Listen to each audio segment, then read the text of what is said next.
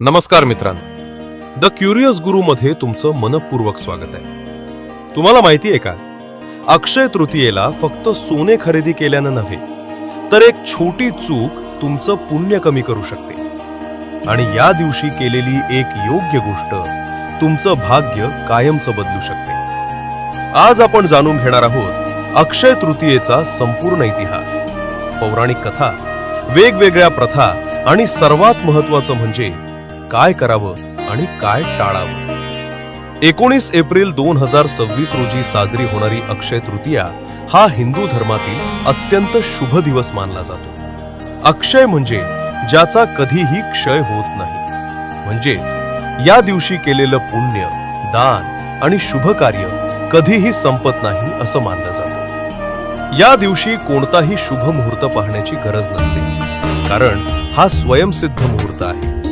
म्हणजे लग्न, नवीन व्यवसाय, गुंतवणूक किंवा कोणतंही नवीन काम सुरू करण्यासाठी हा दिवस सर्वोत्तम मानला जातो। मित्रांनो, या दिवशी अशा काही घटना घडल्या ज्यांनी इतिहास बदलला। भगवान विष्णूंचा 6वा अवतार भगवान परशुराम यांचा जन्म याच दिवशी झाला होता। महर्षी व्यास आणि गणपती बाप्पांनी महाभारताच्या लेखनाला याच दिवशी सुरुवात केली होती। जगातील सर्वात मोठं महाकाव्य भगीरथाच्या कठोर तपस्येमुळे पवित्र गंगा नदी स्वर्गातून पृथ्वीवर अवतरली आणि त्यामुळे पृथ्वीवरील जीवन अधिक पवित्र झालं। पांडवांना वनवासात कधीही अन्न न संपणारं अक्षय पात्र याच दिवशी प्राप्त झालं होतं। याचा अर्थ या दिवशी केलेलं दान आणि पुण्य कधीच संपत नाही आणि म्हणूनच आजही लोक या दिवशी दान धर्माला खूप महत्त्व देतात।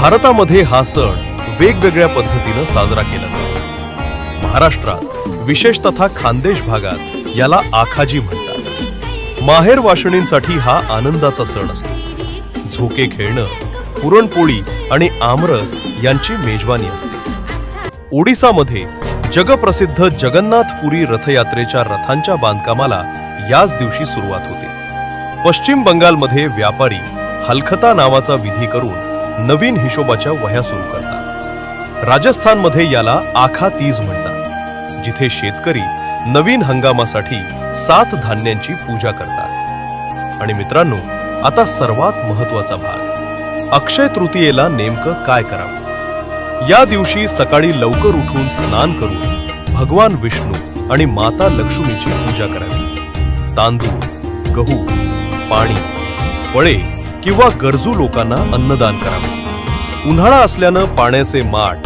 छत्री किंवा पंखे दान करणं अत्यंत पुण्यकारक मानलं जातं। नवीन काम, व्यवसाय किंवा गुंतवणूक सुरू करण्यासाठी हा दिवस अत्यंत शुभ असतो आणि शक्य असल्यास सोने किंवा चांदी खरेदी करणं शुभ मानले जाते।